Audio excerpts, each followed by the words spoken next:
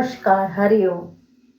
कार्तिक मास महात्म कथा। भगवान श्री कृष्ण आगे बोले, हे प्रिय, जब गुणवती को राक्षस द्वारा अपने पति एवं पिता के मारे जाने का समाचार मिला तो वह विलाप करने लगी। हे नाथ, हे पिता, मुझको त्याग कर तुम कहाँ चले गए? मैं अकेली स्त्री तुम्हारे बिना अब क्या करूं? अब मेरे भोजन वस्त्र आदि की व्यवस्था कौन करेगा? घर में प्रेम पूर्वक मेरा पालन कौन करेगा? मैं कुछ भी नहीं कर सकती। मुझ विधवा की कौन रक्षा करेगा? मैं कहाँ जाऊं?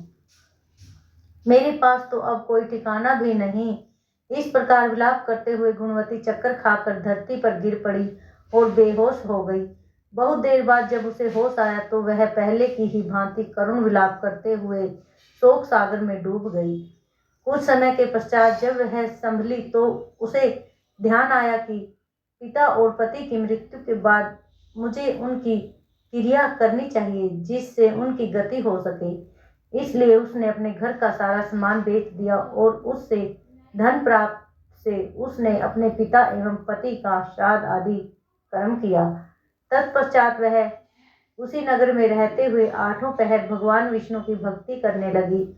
उसने मृत्यु पर्यंत तक नियम पूर्वक सभी एकादशियों का व्रत और कार्तिक महीने में उपवास एवं व्रत किए। हे प्रिय, एकादशी और कार्तिक व्रत मुझे बहुत ही प्रिय है।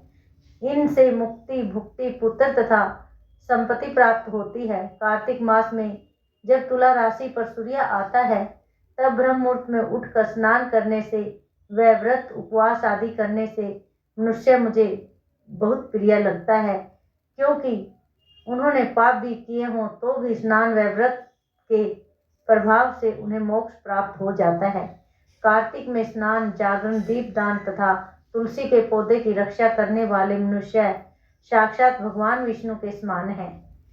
कार्तिक मास में मंदिर में झाड़ू लगाने वाले, स्वास्तिक बनाने वाले तथा भगवान विष्णु की पूजा करने वाले मनुष्य जन्म मरण के चक्कर से छुटकारा पा जाते हैं।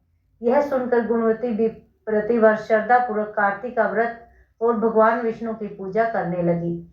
हे प्रिय, एक बार उसे जबर हो गया और वह बहुत कमजोर भी हो गई।